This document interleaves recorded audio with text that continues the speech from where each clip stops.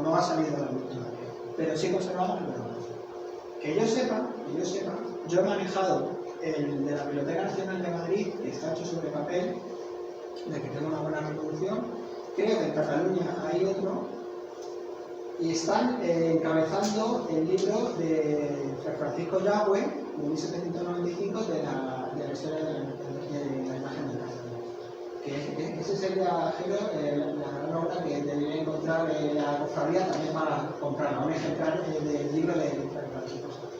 Pero es que yo nunca la he visto del siglo XVIII. Luego podéis hacerla, y lo podéis ver a la es una maravilla. Además hecho de seda. Avanzo. Luego lo vamos a ver en el camarín, luego se empieza a adornar el camarín, láminas que se traen de Salamanca, mirar este marco y mirar esos marcos. Prácticamente similares. Esto es un marco del siglo XVIII.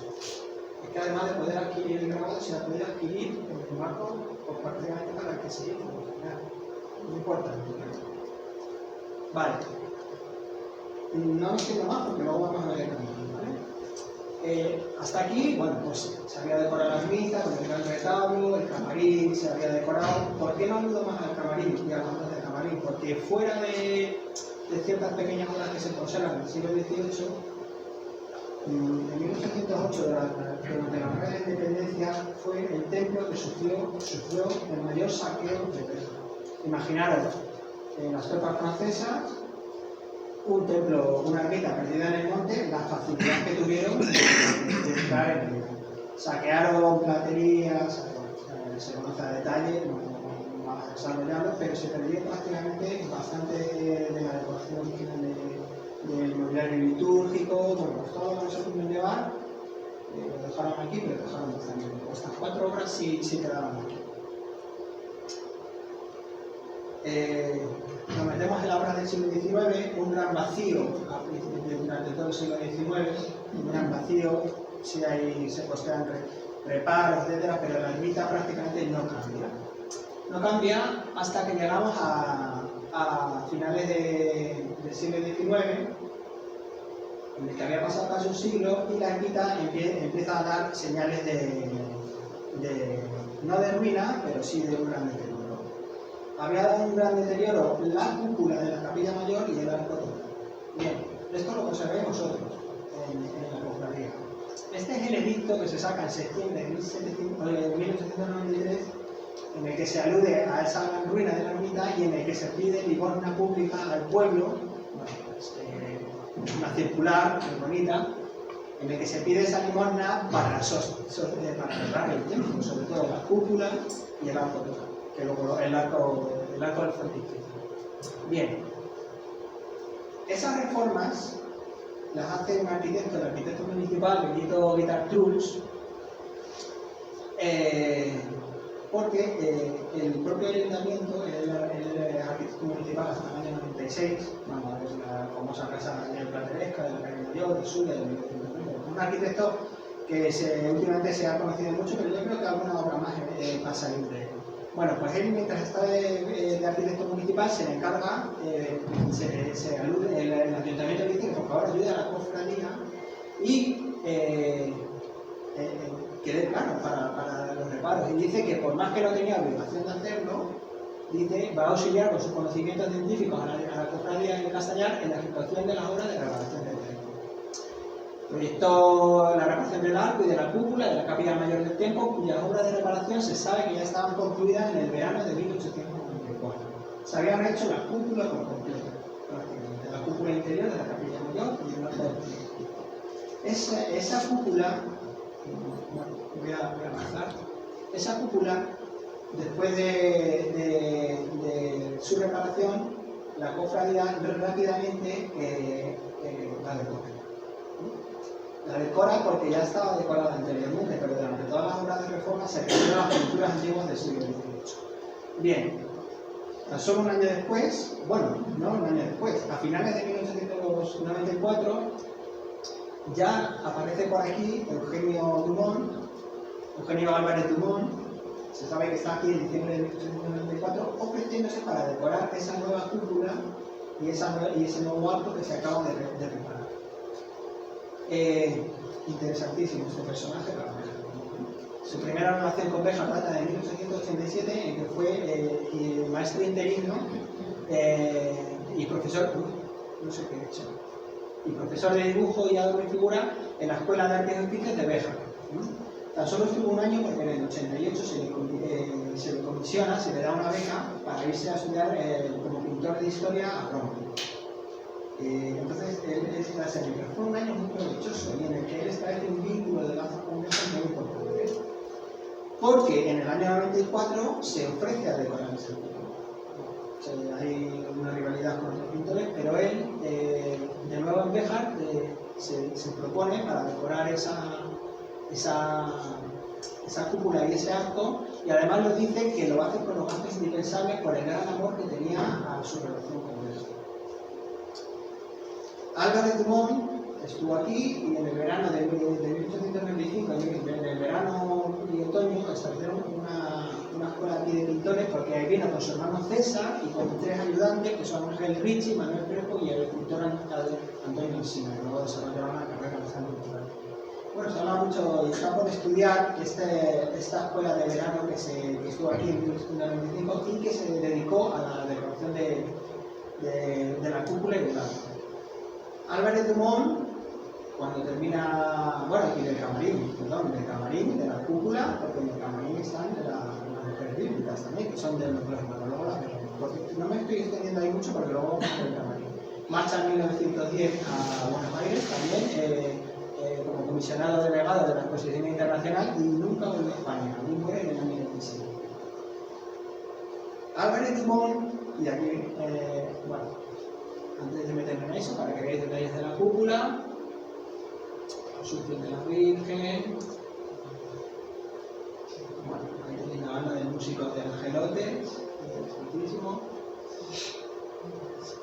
acompañando las 4 pechinas, ¿vale? Las 4 pechinas que serán la anunciación, la visitación, la adoración y la presentación en el templo.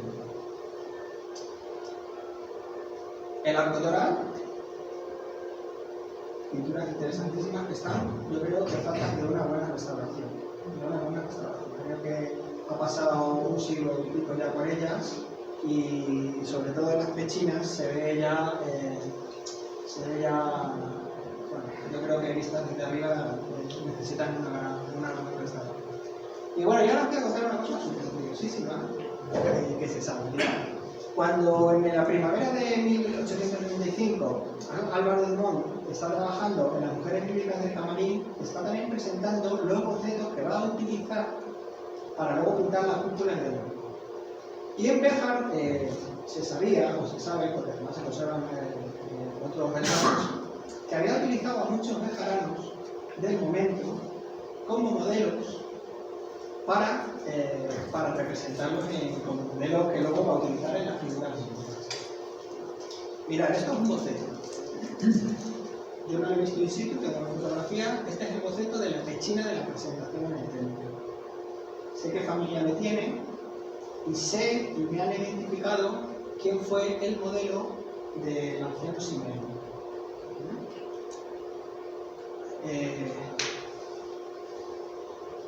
Jaime, un paisano, un familiar.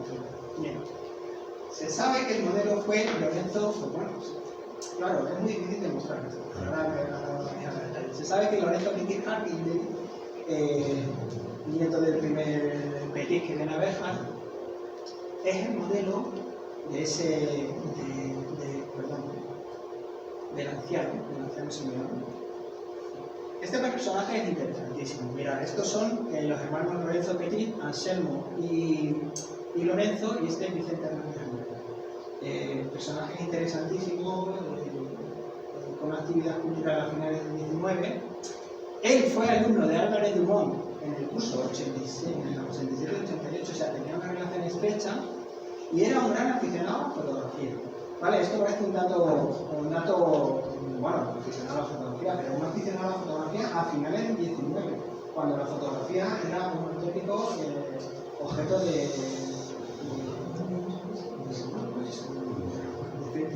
decíamos, no había fotógrafos a finales del 19, era solo la élite, era gente que no tenían cámara fotográfica. Y Lorenzo, ya se sabe que a finales del 17 y 19, pues era un aficionado a la fotografía, por lo que se le presupone un interés cultural bastante grande. Y además, en la época en la que se está contando la pintura, era vocal en la cofradía del Cristianismo. Entonces, y ahí le tenéis. Claro, él nace en el 65. En el 95 pasa, era un hombre de 30 años. Y se tiene que pintar al viejo anciano Simeón. Pero fijaros en esos rasgos, en esos ojos rasgados y en esa mandíbula. ¿No me digáis que si le rejuvenecemos, no se parece? A mí sí se me parece. A mí sí se me parece. Así que a partir de hoy va a ser Simeón Petit Jardín. Bueno, este tema de los bocetos es muy interesante y tenemos conocimiento de mis bocetos. Tenemos conocimiento casi siempre de tradición oral, porque es muy difícil de probar, que mira, los restaurantes del momento posaron para el premio Álvarez Dumont, de la familia asociada a la cofradía, y que están representados en la cúpula y en las pechinas. Yo os he traído este, que es el que mejor conozco. A mí se me parece, vamos. Claro, aquí se representa al anciano, el anciano Simeón. Esto es un hombre de 30 años, pero bueno, fue un gran introductor de la red pública eléctrica en Béjar, la famosa Plaza de electricidad, y de la comarca. Él llevó la electricidad a Guijuelo, a Fuente de Béjar, y se abrió bastante. Fotografía él está enterrado en Madrid, murió en Madrid en el año 38, pero Anselmo, Vicente Hernández Anaya, la hermana Matilde, que también era Petit Jardín, están todos aquí enterrados aquí en Madrid. Familia interesante. Bien, 3 obras de Eugenia Álvarez Dumont, de las mujeres bíblicas. Las vamos a ver in situ. Judith, Betsabé y la reina del Saba. Y vale, para terminar el siglo XIX, voy a aludir solo a las reformas del edificio en el que estamos, que ha cambiado mucho en el siglo XX, pero aquí está la residencia, en fotografías del principio del siglo XX. Cuando en 1898 vienen los franciscanos, se hacen grandes reformas para adecuar y para que sea habitable, y sabemos que parte de esa obra las costea Manuel Rodríguez Arias. Y el otro día pasé, mirad, fijaros en ese remate acairelado metálico. El otro día paseando por Navaonda, que vamos a hacer una visita con Jero, me fijé en esto. Mirad esos remates. Son todos posiblemente de la época de que sufraga Manuel Rodríguez Arias, y que en Navaonda, cuando está interviniendo en 1909 en la nave y está ampliando la jaca, pues utiliza la misma decoración. La torre ha cambiado, la casa ha crecido y no me detengo más. Obras del siglo XX. Voy a correr aquí un poco. Los 4 evangelistas de 1913, en el siglo XVIII ya existían. A principios del siglo XIX, en 1908, se hacen unos que la cofradía quedó descontentísima. Y en 1913 están los que actualmente se conservan en el camarín, obra de Antonio Ballester. Vale, vidrieras, no tengo fotografía, luego os podéis fijar. Las que están en la capilla mayor fueron donadas en 1991 por el matrimonio Antonio Ollero Gómez y su mujer Isabel Ríos, y lógicamente son San Antonio de Padua y San Antonio. En 1922, Cipriano Rodríguez Arias y su mujer María Saleta Sánchez Fabrés donan el órgano que actualmente está en la tribuna. Un órgano eléctrico, no sé si funciona ese órgano, no sé si se utiliza, no lo desconozco. Por ahí está, no sé si no sé, es un órgano eléctrico traído de Azpeitia, de una fábrica de órganos que era muy popular en la principio del siglo XX. Y por último, las vidrieras de la nave mayor, que sí están fechadas en 1929, que son San Cándido y San Leandro, donadas por Cándido González Rodríguez y su mujer Leandro. O sea, eran los mismos santos que tenemos hoy. Vale, y la última gran obra del siglo XX, que será la nueva sacristía, que es la que conocemos ahora, y que la cofradía también conserva el proyecto. De Tomás Rodríguez, en 1951, y que sustituye a esas dos sacristías que en planta sigue utilizando el mismo espacio, pero que ya no tiene nada. En el interior sí que sigue compartimentada en dos, o sea que sí que sigue respetando los espacios de las antiguas sacristías, pero bueno, se hace el muro exterior nuevo y en la sacristía que actualmente conocemos. 1951. Por eso las fotografías en la colocación de David, en 1946, aparecen las antiguas sacristías. Y bien, rápidamente, vamos a hacer este ejercicio a ver si somos capaces de irnos a los ojos de un bejarano del siglo XVIII. Cuando yo he añadido antes que el camarín y el retrato se hicieran a la vez, es porque no tienen sentido uno sin otro. No tienen sentido. Y para ello, vamos a poner el foco en el año 1913. En agosto de 1913 llega la luz eléctrica a la ermita de Castañar. Un avance importantísimo, lógicamente. Quiero que entendáis que yo no voy a hacer un juicio de valor, sino que me voy a poner en el contexto de un bejarano del antes de 1913 y del después de 1913. Del que conoce la ermita con la luz eléctrica y del que conoce la ermita sin la luz eléctrica. Y de ahí el sentido simbólico y topográfico que quiero que entendáis y que quiero que os traigáis a esos ojos del bejarano del siglo XVIII. Bien, en 1913 y 1912 se había construido la carretera de acceso a la ermita de Castañar, que conocemos, y seguramente se habían hecho las acometidas para traer la luz, porque viene un año después. Un año después, en el que se dice que la luz llega al Castañar, se instalan 3 lámparas permanentes que iluminan el trono de la Virgen, antes relativamente oscuro. Luz divina, luz simbólica. A partir de ahora voy a hablar de la luz.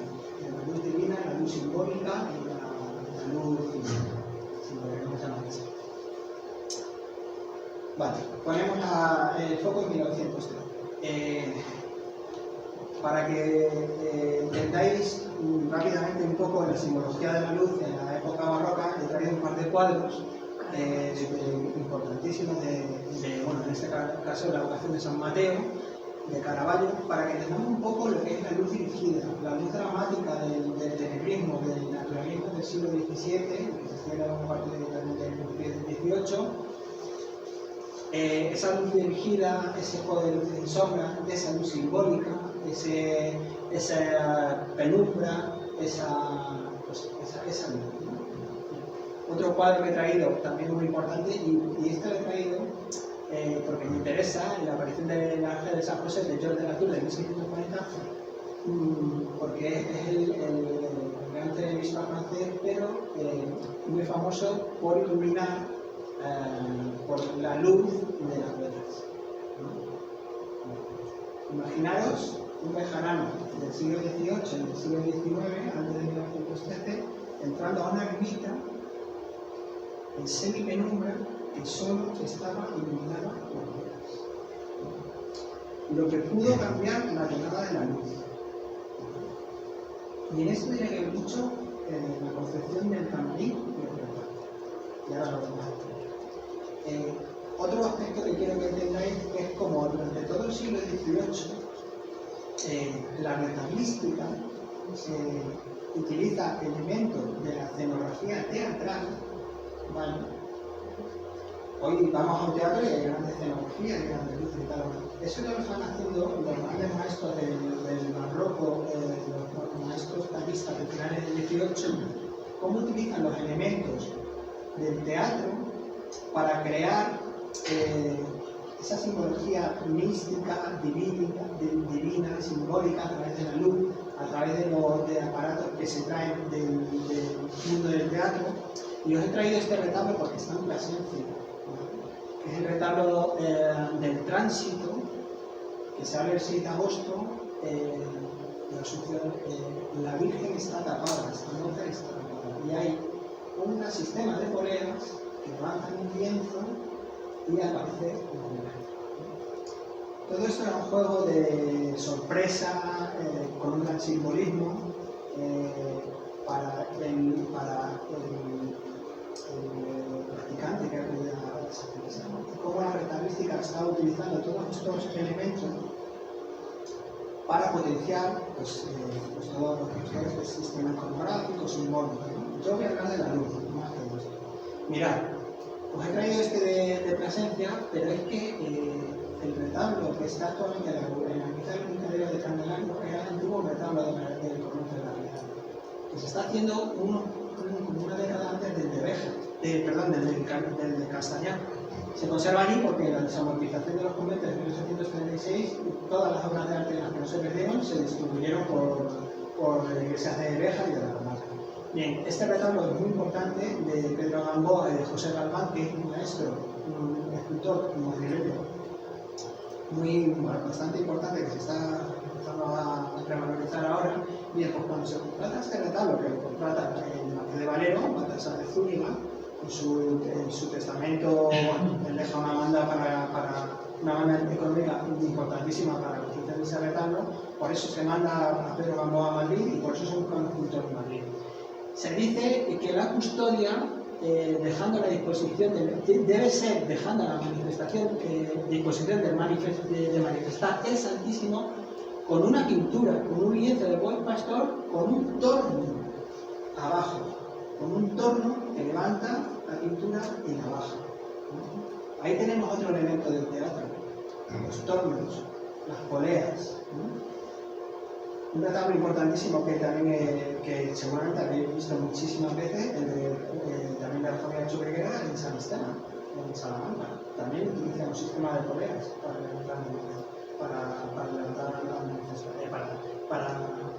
ocultar la custodia del Santísimo. Importantísimo, ¿vale? Como hay precedentes en la comarca bejarana y en el propio Béjar de todo este juego de utilización de elementos del teatro, de elementos de la luz. Y para también entender un poco a lo que yo quiero llegar del retablo y del camarín, hay que ir y aludir directamente a la leyenda de la Virgen. ¿Vale? Esta es la portada del libro de 1795 que cuenta la leyenda de la Virgen, ¿no? Vamos a leerla.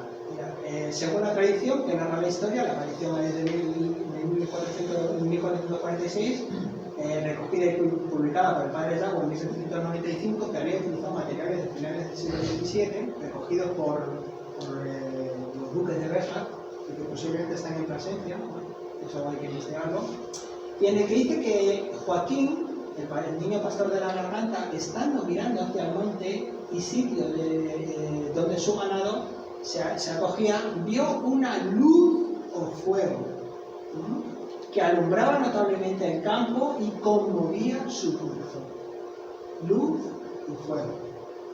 Una vez en el monte, donde llegó guiado de la luz, quedó admirado sin saber qué hacerse, pero a poco rato tuvo fin el prodigio y se quedó en una grande oscuridad. Tras haber reconciliado el sueño, despertó a la dulce voz de Búscame, que otras veces había oído. Se levantó y vio realmente lo que había soñado. Pues desde el castaño, rodeado de luces y resplandores, le habló la Virgen. Luz simbólica, luz divina. La propia leyenda nos va a remitir a lo que el gran ideólogo del retablo y del camarín hizo. Sigue la leyenda que hubo que escarbar el hueco en un gran hueco de castaño para rescatar la imagen de la Virgen. Bien, pues esto es lo que quiero que entendáis. Cómo el retablo y el camarín se pensaron conjuntamente para materializar de alguna forma esta simbología de la Virgen. Mirad, esta cartita, como la podía ver un bejarano, hay muchísimas obras que no han leído allá, como la podía ver un bejarano al principio del siglo XX. El retablo, una capilla mayor compartimentada a través de una reja, lo inaccesible de ese espacio litúrgico.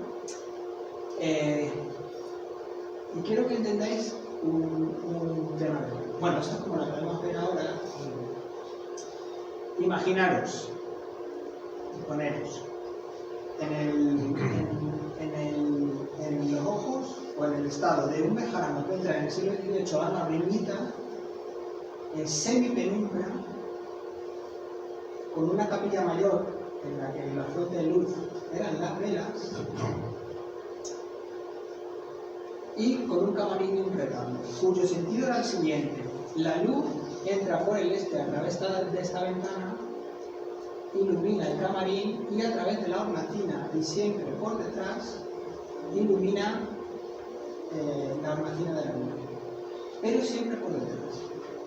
De tal manera que el creyente que estaba aquí lo que veía era un foco de luz trasero que iluminaba un retablo, una hornacina de un retablo, ¡pum!, que sería la luz. Y cuidado con el tema de las velas.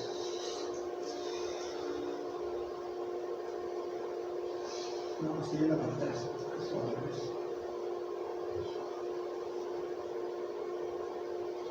¿Veis esto? ¿Qué son? Espejos.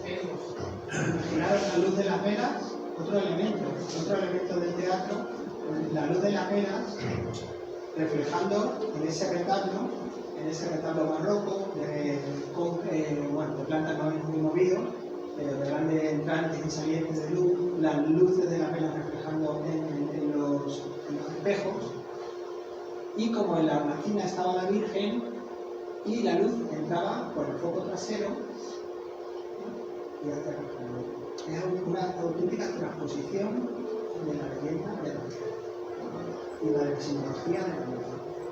¿Qué pasa hoy en día? En 1913, cuando llega la luz eléctrica, se empieza a iluminar. A ver, entender que eso no es un juicio de dolor, somos hijos de nuestro tiempo. No vamos a dejar de iluminar eléctricamente un edificio, una ermita, porque solo quiero ver cómo se descontextualizan ciertas obras que se crearon en un contexto histórico que ha llegado hasta nuestros días y que hemos perdido un poco esa esencia. En 1913 se trae la luz eléctrica y se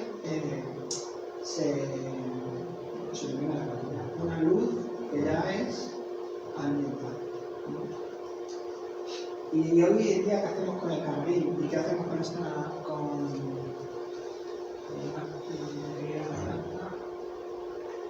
¿Qué hacemos con estas dos ventanas? Las tenemos cerradas con cortinas. Hemos perdido actualmente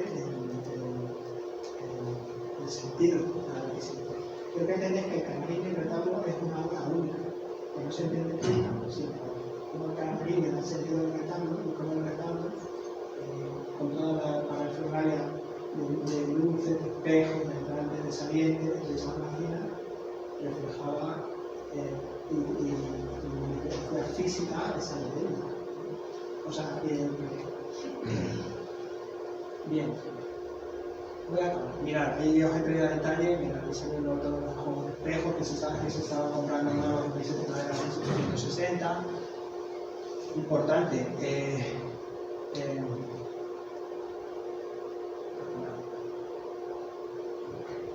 Todo esto se potenció con los paneles solares. El propio oro, reflejando la luz de las velas, es un auténtico foco de simbolismo. Como la capilla estaba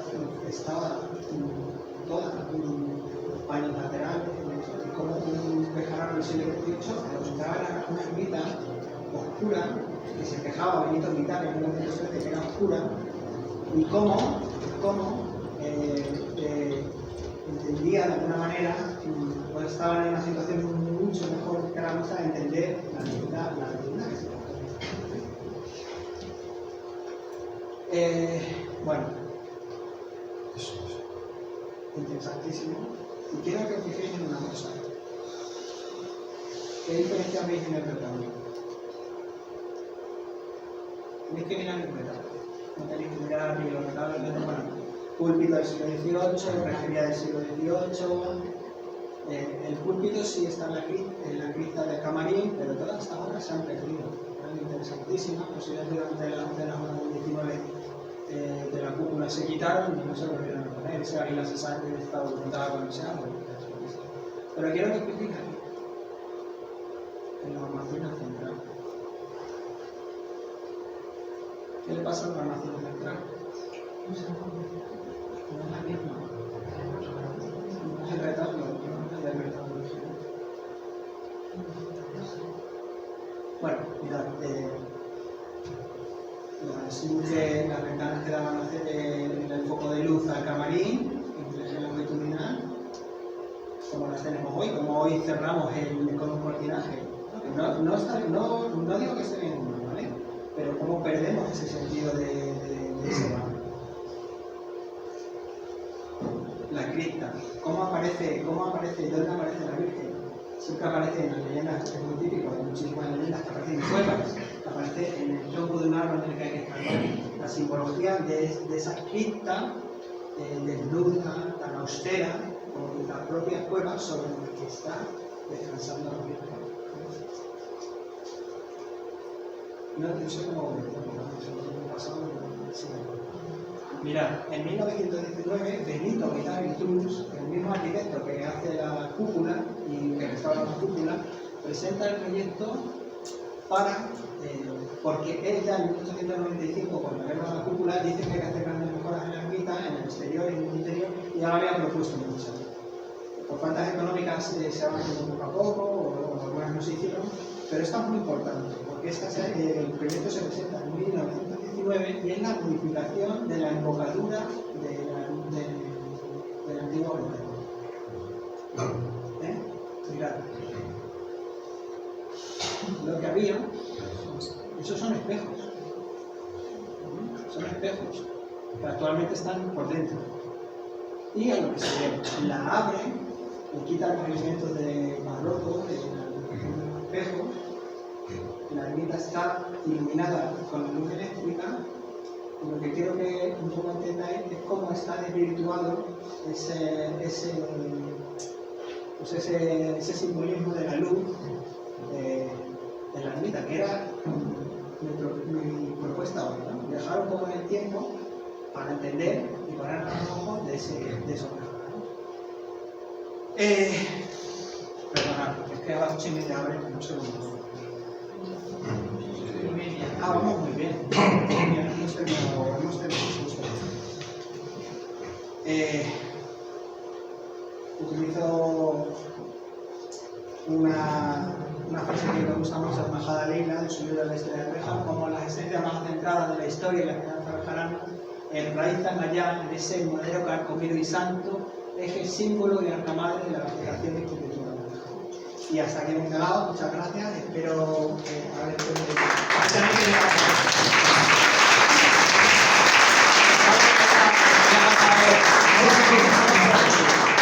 muchas cosas por decir, vamos al camarín y vamos a ver un poco, in situ, entender esa pregunta, ¿no? Padre Latino, muchísimas gracias, cofradía, muchísimas gracias, Jero, ha sido promotor, muchísimas gracias, compañeros de ustedes, amigos, familiares, compañeros. 5 minutos, 10 minutos,